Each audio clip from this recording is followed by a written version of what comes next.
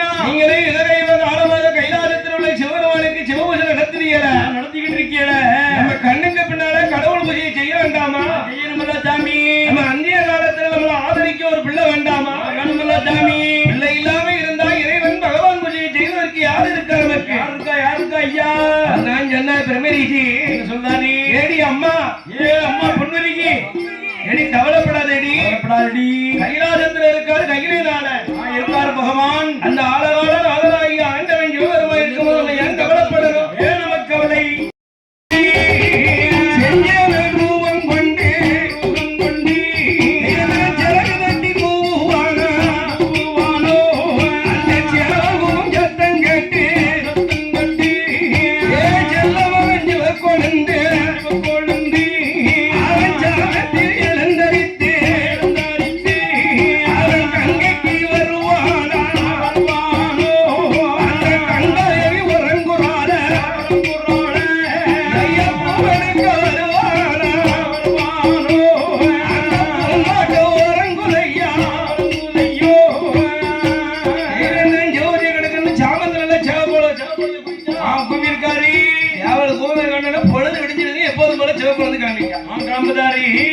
ஆத்துக்கு வந்தா 12 மணி சாமத்துல கங்காதேவி முடிச்சிருப்பாளோ இப்படி உறங்கிட்டு தான் இருப்பான். 12 மணிக்கு கங்காதேவி உறங்குவாள.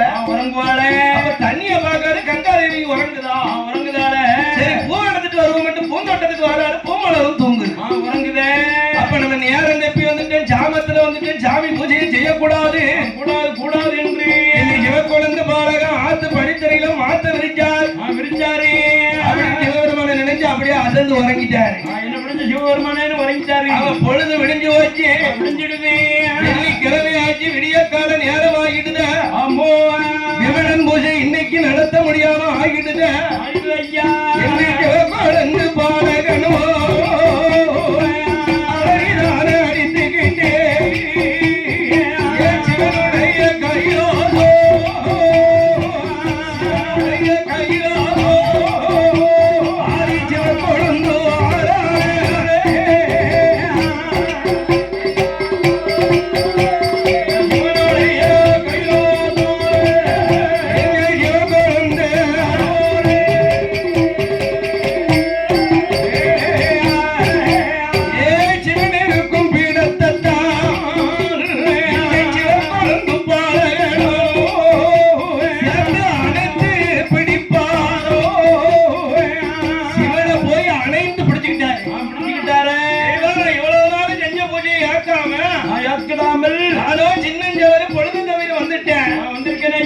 எனக்கு சாபம் போல யாரோ ஒருவன் எனக்கு ஒரு வினதடி சாவல குவிட்டான் சாமி. இனி உங்க பூஜையை செய்ய முடியாம நின்று போச்சு சாமி அப்படின்னு சிவனுடைய லிங்கத்தை பிடித்து சிவக்குழந்து கேட்ட போது சிவபெருமான் நேரிலே பிரசன்னமாகி அப்பா சிவக்குழந்த அரசலையில் பிறந்ததினால் அரசன் மகன் பெயரு தவசிருந்து உன்னை பெற்றெடுத்ததினால் தவசிநாதன் இரண்டாவது பெயரு இந்த சிவனுடைய அருளாணி குழந்தையாக பிறந்ததினால் சிவக்குழந்து உன் பெயரு. அப்பா இன்னையில இருந்து நீ சிவபூஜை கையாளத்துல செய்ய வேண்டாம்ப்பா. நான் இருக்கக்கூடிய இந்த தலத்துல இந்த கைலாசத்தில் என்னுடைய சிவலிங்கத்தை சேர்த்து அணைத்து பிடித்ததினால நீ சிவன் இணைந்த பெருமாளாக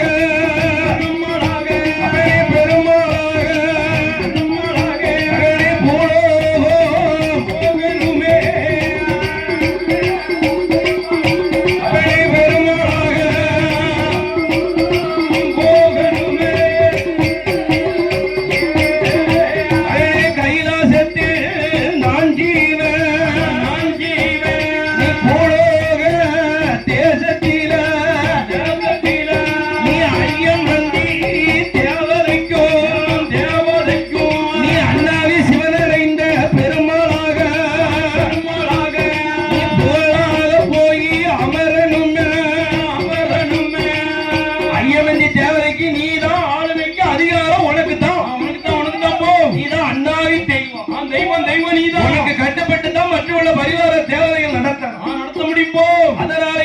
கைலாசத்திலே சிவன்